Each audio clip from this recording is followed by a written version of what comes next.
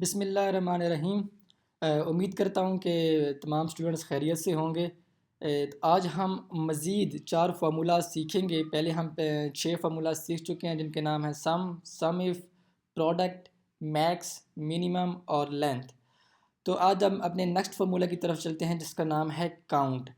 तो यहाँ पर मैंने एक टेबल बनाया हुआ जिसमें एम्प्लॉय के नेम्स आ रहे हैं और सैलरी रिसीव्ड आ रही है।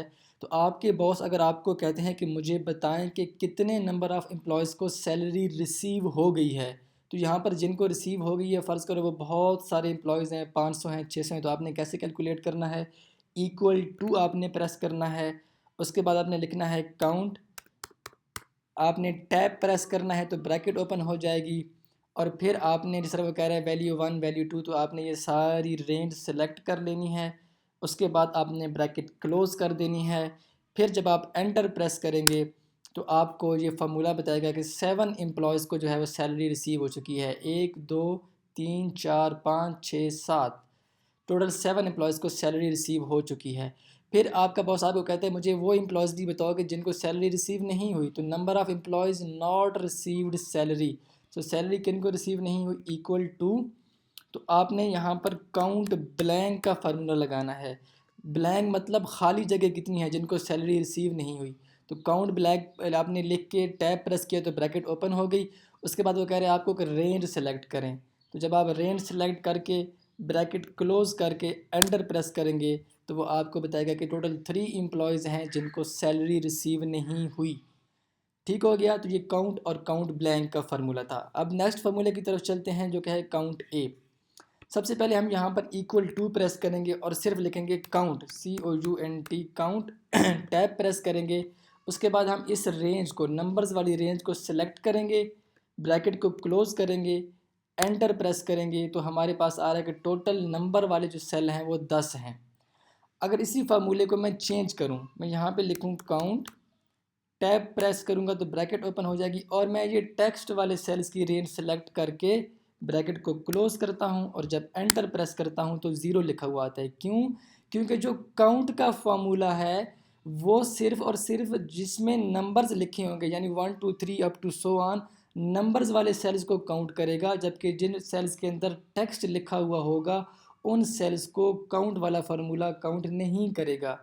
तो मैं अब उसके लिए, अगर हमने टेक्स्ट वाले अगर सेल्स को हमने काउंट करना है तो उसके लिए कौन सा फार्मूला होगा, वो है count A, equal to count A, sorry count A. और जब टैब प्रेस करेंगे तो ब्रैकेट ओपन हो जाएगी और आपने ये टेक्स्ट वाले सेल्स की रेंज को सिलेक्ट करना है, ब्रैकेट को क्लोज करना है, एंटर प्रेस करेंगे तो वो बोलेगा कि जिन सेल्स के अंदर टेक्स्ट लिखा हुआ है, ABCD लिखी हुई है, वो टोटल कितने सेल्स हैं, वो 8 सेल्स हैं। तो अगर आपने नंबर्स यानी 1 2 3 वाले सेल्स को गिनना है तो काउंट का फार्मूला लगाना है, और अगर आपने टेक्स्ट वाले सेल्स को गिनना है तो फिर आपने काउंट ए का फार्मूला लगाना है। इसको काउंटा भी बोलते हैं। ठीक है। अभी जो है वो आपने जो नेक्स्ट फार्मूला लगाना है वो है काउंट इफ़। अब काउंट इफ़ में क्या होगा, आपने इक्वल टू प्रेस करना है, काउंट इफ़ लिखना है और टैब प्रेस करेंगे, सॉरी ये इक्वल टू काउंट इफ़ और टैब प्रेस करेंगे तो ब्रैकेट ओपन हो जाएगी। और फिर उसके बाद आपने ये रेंज सेलेक्ट करनी है, ये संडे तक, ये एक वीक की अटेंडेंस है जिसमें वो आपको कह रहा है कि मुझे टोटल प्रेजेंट बताएं। तो ये रेंज सेलेक्ट कर लेने के बाद आपने कॉमा प्रेस करना है, ये नीचे लिखा हुआ आ रहा है। रेंज सेलेक्ट करने के बाद आपने कॉमा प्रेस करना है। उसके बाद आपने क्राइटेरिया बताना है कि काउंट इफ़ ये कह रहा है कि अगर मैं इस रेंज में काउंट करूँ तो क्या काउंट करूँ। हम कह रहे हैं आप काउंट करें प्रेजेंट कितने हैं। तो याद रखें जब भी अपने एक्सेल के अंदर आपने टेक्स्ट लिखना है तो आपने उसको डबल इन्वर्टेड कॉमास के अंदर लिखना है। तो सबसे पहले मैं इन्वर्टेड कॉमास लगाऊंगा, फिर मैं लिखूंगा पी और फिर इन्वर्टेड कॉमास को क्लोज़ करूंगा और फिर ब्रैकेट क्लोज़ कर दूंगा। ये फार्मूले की आपने प्रैक्टिस करनी है तभी आपको आएगा। काउंट इफ़ क्या कह रहा है कि पहले वो कहता है मुझे रेंज बताएं, जो मैंने रेंज सेलेक्ट कर ली मंडे से ट्यूसडे तक। फिर वो आपको कहता है कि क्राइटेरिया क्या है, यानी इस रेंज के अंदर मैं किस चीज़ को काउंट करूं। हमने बोल दिया जहाँ पर पी लिखा हुआ है। एंटर प्रेस करूँगा तो वो बोलेगा कि 7 दिनों के अंदर पी लिखा हुआ है, यानी वो सातों के सातों दिन बंदा प्रेजेंट था। इसको मैं नीचे ड्रैग कर देता हूँ फार्मूले को।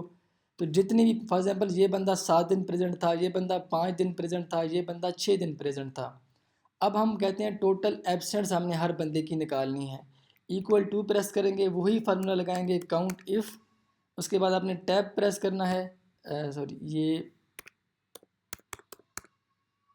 काउंट इफ़, टैब आपने प्रेस करना है। फिर वो आपको कह रहा है रेंज सेलेक्ट करें, रेंज वही आपने सेलेक्ट करनी है मंडे से लेकर संडे तक। अच्छा, रेंज सेलेक्ट करने के बाद वो आपको यहाँ पे कह रहा है कि कॉमा लगाएं, आपने कॉमा लगाना है। फिर वो कह रहा है क्राइटेरिया कि इस रेंज में से मैं क्या कैलकुलेट करूँ। हम बोलते हैं हमें एब्सेंट कैलकुलेट करनी है। तो मैं फिर आपको बता रहा हूँ कि जब भी आपने एक्सेल के फार्मूले में टेक्स्ट लिखना है यानी ABCD लिखनी है, तो उसको आपने इन्वर्टेड कॉमास के अंदर लिखना है, डबल इन्वर्टेड कॉमास के अंदर, डबल इन्वर्टेड कॉमास ए, और फिर ये डबल इन्वर्टेड कॉमास को मैं क्लोज कर दूंगा और फिर ब्रैकेट क्लोज करूंगा, एंटर प्रेस करूंगा तो ये ज़ीरो आ गया। यानी इस बंदे की 7 प्रेजेंट हैं और 0 एब्सेंट हैं। इस फार्मूले को मैं ड्रैग डाउन कर दूंगा तो ये हर बंदे की एब्सेंट प्रेजेंट और एब्सेंट, प्रेजेंट और एब्सेंट ये हमें शो हो रही है, जो कि इस टेबल के अंदर भी आपको नज़र आ रही है। तो इस तरीके से आप अपने किसी भी एम्प्लॉयज़ की टोटल प्रेजेंट्स और एब्सेंट्स को भी कैलकुलेट कर सकते हैं काउंट इफ़ के फार्मूले से। So next move to another formula which is known as average. Average आपने कैलकुलेट करनी है। सपोज़ मैं लैपटॉप की वैल्यूज़ की अगर एवरेज कैलकुलेट करता हूँ तो यहाँ पे मैंने इक्वल प्रेस किया, इक्वल प्रेस करने के बाद मैंने एवरेज टाइप किया, फिर मैंने टैब प्रेस किया तो ब्रैकेट ओपन हो जाएगी। उसके बाद वो कह रहा है कि ये नंबर्स सेलेक्ट करें जिनकी आप एवरेज लेना चाहते हैं। मैं कहता हूँ मुझे इस सारे नंबर्स की एक एवरेज चाहिए।